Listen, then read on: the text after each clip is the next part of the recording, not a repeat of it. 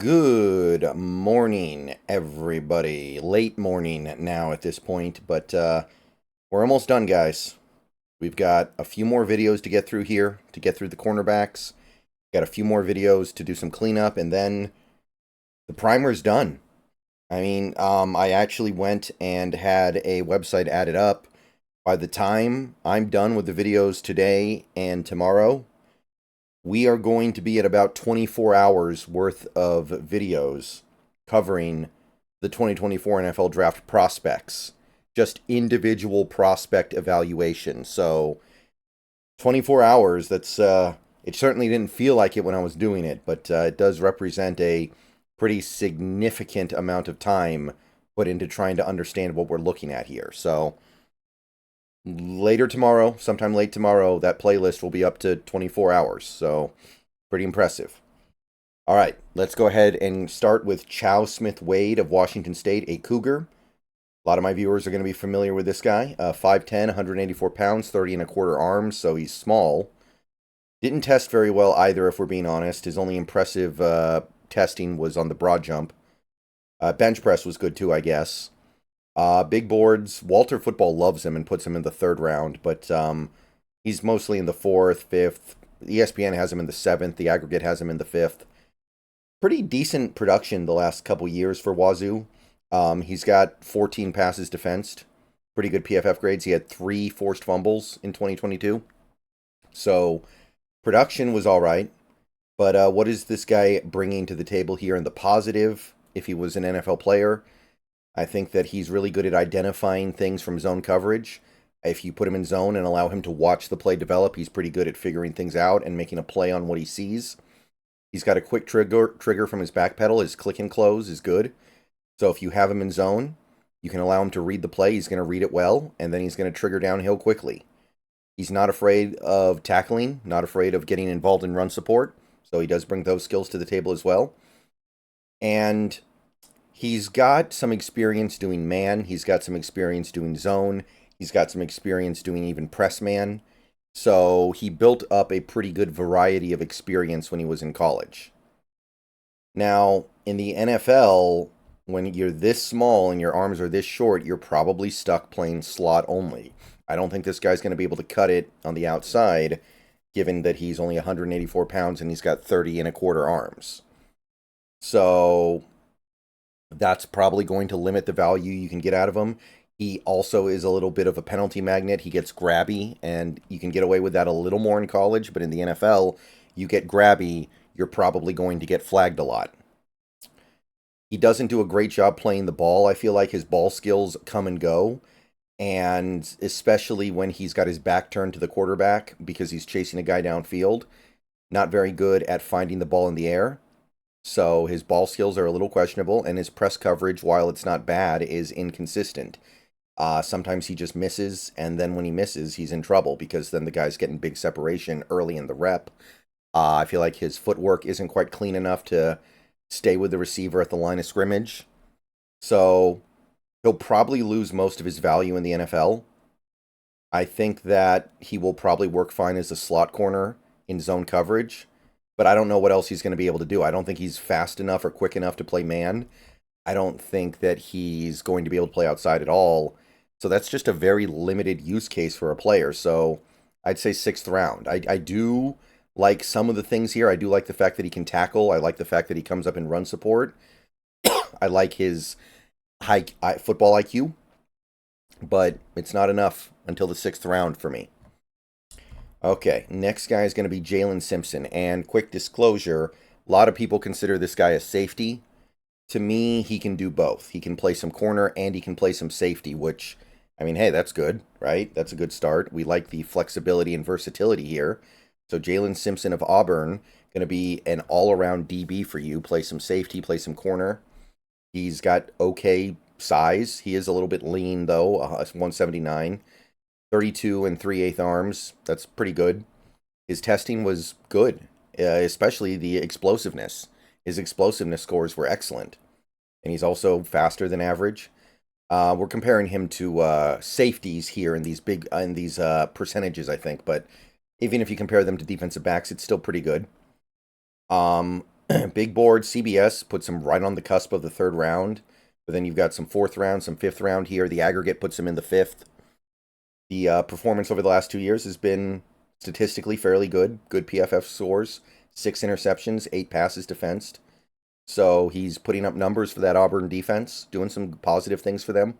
So Jaylin Simpson definitely providing value. If he can play corner and safety in the NFL, that's great. His click and close is really good. His ability to just explode forward into his click and close from zone is great. His hip flipping is really fluid when he transitions from going from a back pedal to turning around so he can sprint down the field. It's really good. It's really fluid. So those are the kind of skills that are going to translate really well to the NFL. And his change of direction skills mean he should be able to play man. He's really good at being able to stick with the guy throughout a route and have that reactive athleticism. So Jaylin Simpson, bringing some nice things to the table here, can probably help you in both areas. Now, he is a little small. I think he needs to add some weight, and he can. He's 6 feet tall. It's not like he's tiny. He's just lean. He's not a great tackler yet, although I do think adding muscle will help. If he gets a little bit bigger, he'll be able to tackle better. And he's also going to get bullied by bigger receivers because he is lean. So he's going to have to add strength for that as well. But overall, I thought this was a nice little player. I was happy with what I saw with Jaylin Simpson. I like this. So the versatility, the range, the athleticism, the ball skills. The tackling makes him not a great fit specifically with the Seahawks, I will grant you, but I think this is a third-round player. I think the stuff he's offering is worthy of the third round. Probably not here because tackling is a little more important to Mike Macdonald from a defensive back than some other teams. But I think in a vacuum, he's a third-round pick.